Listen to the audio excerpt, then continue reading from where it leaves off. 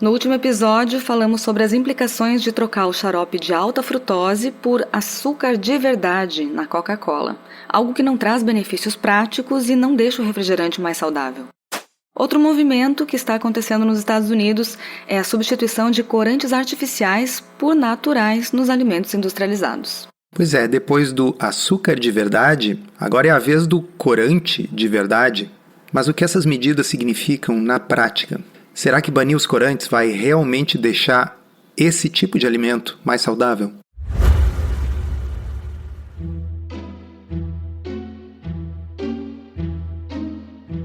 Comida sem filtro. Saúde, low carb, estilo de vida, evidências científicas e, claro, nossas opiniões. Toda semana um episódio novo e gratuito para você. Comigo, Dr. Souto. E comigo, Sari Fontana. Para ser avisado a cada novo episódio e receber as referências bibliográficas no seu e-mail, cadastre-se em drsolto.com.br/podcast.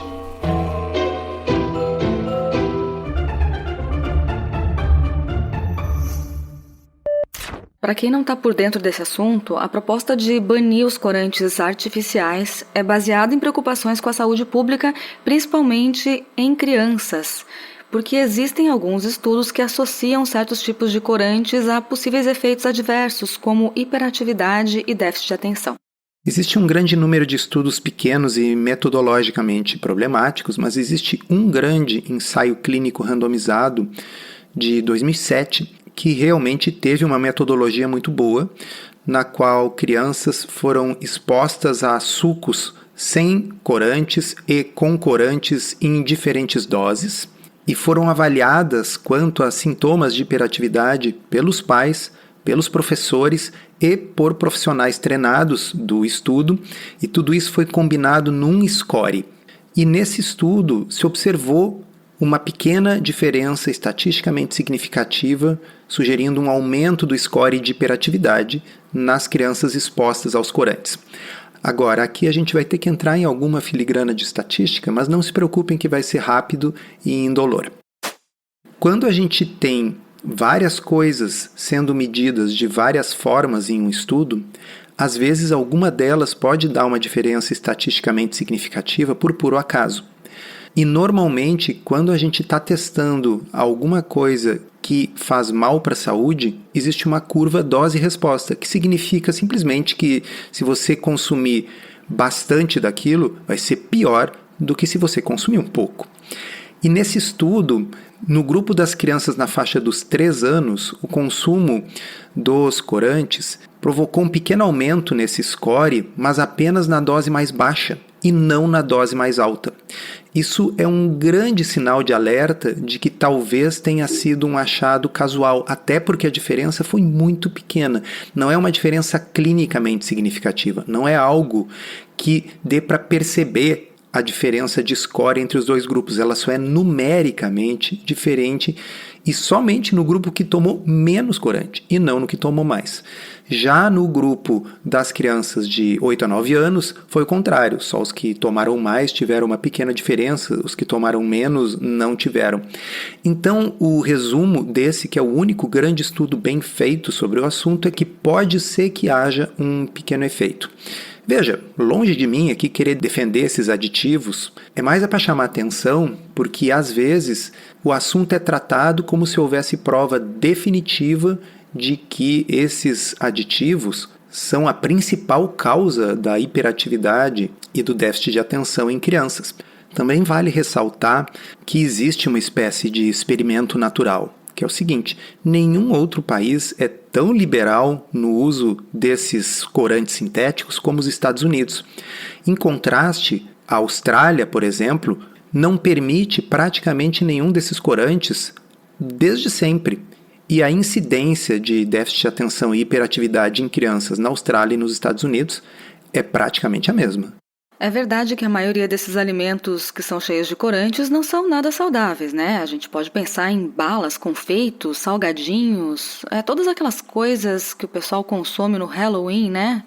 tudo bastante exagerado, com aquelas cores que também estimulam um play value, que a gente chama na indústria, com a comida. Então, quando a criança tem acesso a alimentos que são bastante coloridos, ela também passa a brincar com eles. Quem nunca viu as crianças dividindo as balinhas? Eu quero as azuis, você fica com as verdes. Eu lembro quando eu era criança e tinha acesso a isso, a gente acabava mais brincando do que comendo. Mas é claro que isso desperta uma vontade maior de ter mais tempo de contato com esse tipo de coisa. A grande questão é, será que o ponto central e o que torna esse tipo de guloseima não saudável são os corantes? Será que trocar um corante por outro vai magicamente fazer com que toda a composição daquelas balas fique saudável? E aqui é o ponto de contato deste episódio de hoje com o episódio anterior sobre trocar o xarope de milho por açúcar de verdade, que é uma troca completamente inócua, é 6 por meia dúzia. Porque veja, o MM colorido, ele continua sendo problemático do ponto de vista nutricional se ele for colorido com um corante natural no lugar do corante artificial. E vamos lá, mesmo que ele não seja colorido, porque o problema para a saúde representado por esse tipo de produto não é a cor, né? Muito embora isso que a Sari falou seja verdade, quer dizer, a criança talvez fique mais tentada a comer porque é colorido. Se não fosse assim, não seria colorido, não é verdade?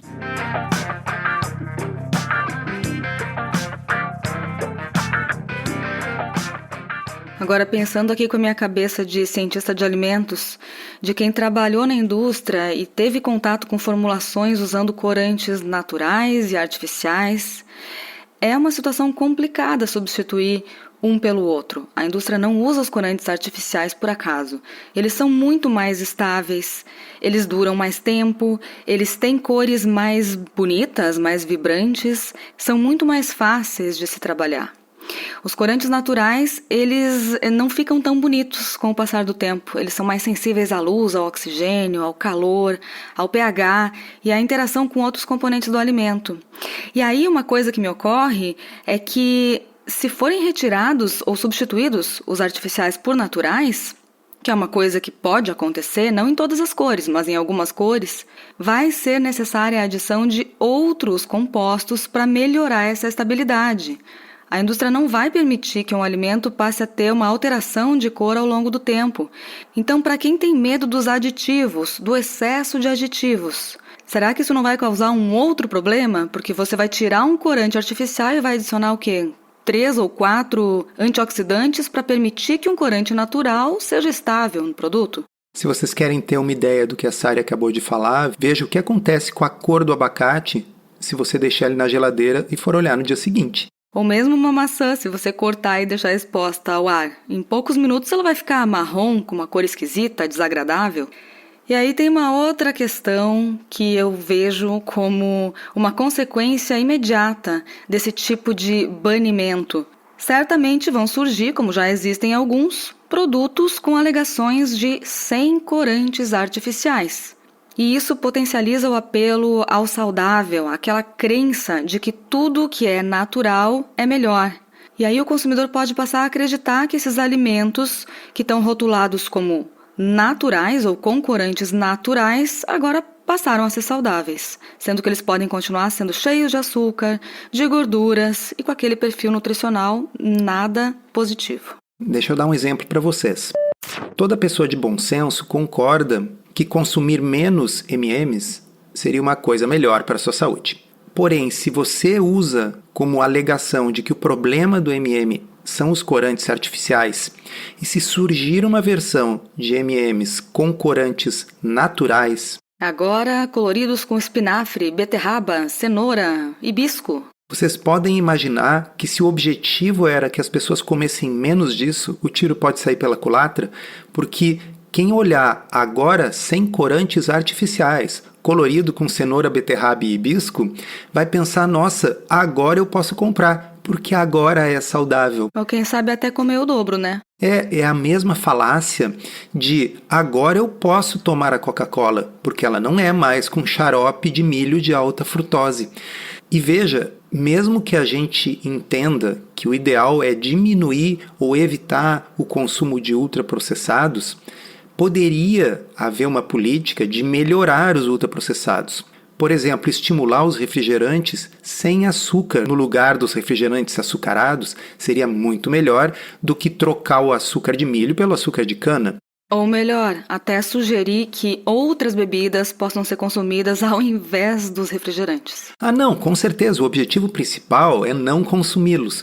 Mas vamos lá, sabendo que as pessoas vão consumir, pelo menos que se proponha trocas que tenham algum efeito sobre a saúde, porque trocar o tipo de açúcar ou trocar a origem de artificial para natural da substância que dá cor ao alimento ultraprocessado, isso não vai melhorar a saúde de ninguém e, repito, pode fazer com que as pessoas se sintam mais à vontade de consumir aquele produto porque ele agora tem uma aura de natural. Isso lembra muito um fenômeno do greenwash, que é tentar convencer as pessoas a consumir algo porque aquilo ali é bom para o planeta. Então, para cada embalagem que você consome do nosso produto, nós vamos plantar uma árvore.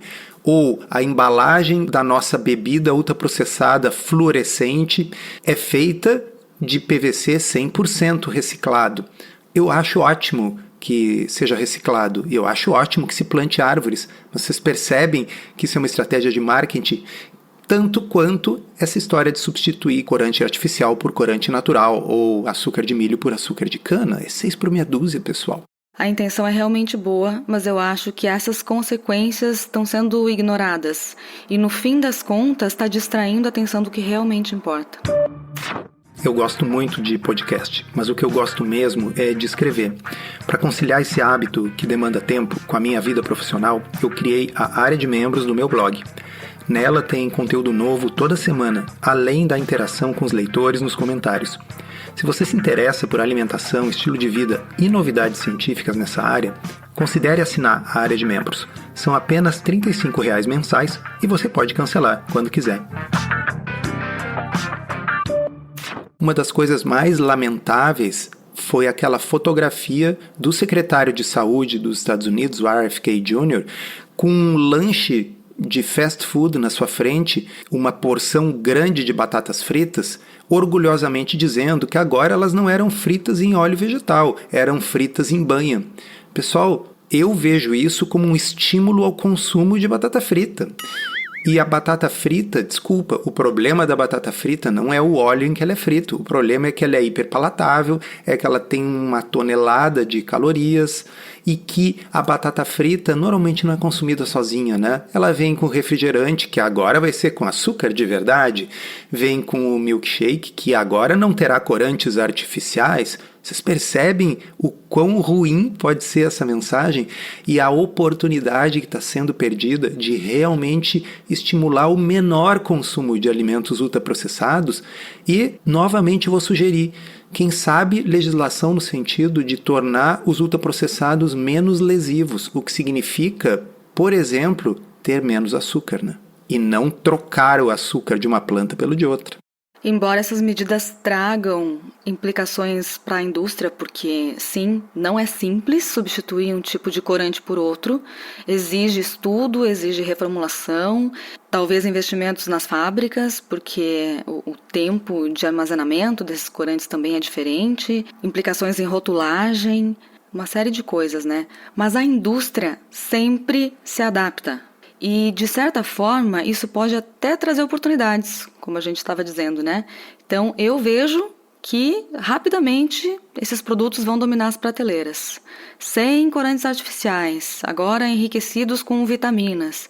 Enfim, e aí as propagandas passam a ser para esses pais, para essas mães que estão preocupados aí com medo do artificial e que vão passar a comprar esses novos ultraprocessados com essa falsa imagem de saudável. E por isso que, com todas as críticas que pode haver, a heurística essa de evitar os ultraprocessados acaba sendo uma das mais úteis que já foi inventada. Porque se você não consome ou evita alimentos ultraprocessados, essa discussão toda se o corante é natural ou artificial passa a ser irrelevante na sua vida. E se o secretário de saúde dos Estados Unidos quisesse ser realmente disruptivo, uma das principais coisas que ele poderia fazer é, por exemplo, banir os ultraprocessados dos lanches escolares naquele país. Porque em países igualmente desenvolvidos no resto do mundo, não existe aquilo que existe nos Estados Unidos de cantinas onde se serve pizza, onde tem ketchup, batata frita.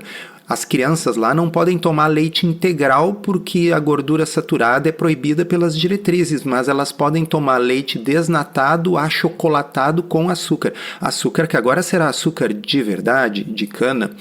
Eu trato com ironia porque merece. Seria possível melhorar muito a saúde pública, mas não vai ser trocando um tipo de corante por outro que a gente vai obter alguma melhora significativa na saúde da população. Encerramos assim esse episódio do Comida Sem Filtro, que foi idealizado, roteirizado e produzido por nós.